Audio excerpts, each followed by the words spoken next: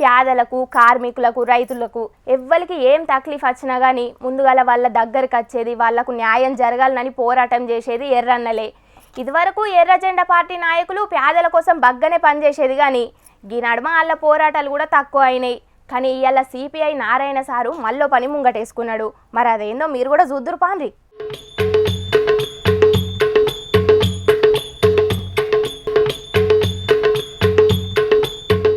రంగారెడ్డి జిల్లా అబ్దుల్లాపూర్ మెట్టు మండలం రావి నారాయణ రెడ్డి కాలనీ ఫేజ్ 3లా అగ్ని ప్రమాదం జరిగి గుడిసెలు కాలిపోయి ఎటుగాని ఏ కాకులైన పేదల తిప్పలను నారాయణ సారార్చుకున్నాడు.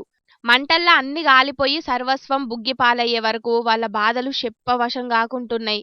ఇటు సర్కార్ సుతం వాళ్ళను పట్టించుకోకపోయే వరకు నారాయణ సారు దాతల సాయంతోని బకెట్లు, దుప్పట్లు, తువ్వాలలను బాధితులకు వంచిపెట్టింది. ఇయాల అటెన్కాల ఆడ మాట్లాడుకుంటా వెంటనే ఎంఆర్ఓ వచ్చి వాళ్ళకి ఇవ్వాల్సినటువంటి 6,000 ఎంత ఉంటుంది బియ్యం అది ఇచ్చేసేయాలి.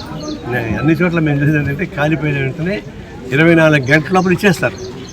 మరి ఇక్కడ 24 గంటలు కదా వారం పైన అయిపోయిన వరకు స్లిప్పులు మాకు చూసుకున్నారు కానీ ఏం కావాలి అది తక్షణం సహాయం చేయమంటాం. నేను ముఖ్యమైన కోరేది ఏంటంటే ఆ అందాల పోటీలో పాల్గొనే వాళ్ళు ఓట్లు వేసేవాళ్ళు కదయా, వాళ్ళంతా ఓళ్ళు చూపించి వెళ్ళిపోతున్నారు. ఓట్లు వేసేవాళ్ళు వీళ్ళు, మరి వీళ్ళ మీద దృష్టి పెట్టండి. కనీసం అందాల పోటీ సాధించే లోపల ఇక్కడున్న గుడిసెవాసులకు అందరికీ సహాయం చేయడానికి ముఖ్యమంత్రి ప్రయత్నం చేయమని చెప్పేసి. ప్రమాదం జరిగిన ఎంబటనే బాధితులను ఆదుకోవాల్సిన సర్కారు ఇప్పటి వరకు వాళ్ళకి ఏం సాయం చేయలేదని గరానికచ్చిండు. అందాల పోటీల మీద శ్రద్ధ పెడుతున్న ప్రభుత్వం ఇక్కడి ప్రజలు పడుతున్న తిప్పలు మాత్రం పట్టించుకుంటలేదని ఫైర్ అయిండు. ఇప్పటికైనా మీకు ఓట్లేసి మిమ్మల్ని గెలిపించిన పేదలను ఆదుకోవాలని డిమాండ్ చేసిండు.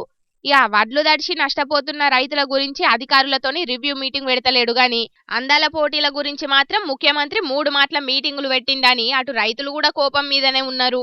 చూడాలే మరి దీని మీద సర్కారు పెద్దలు ఏం చేస్తారో.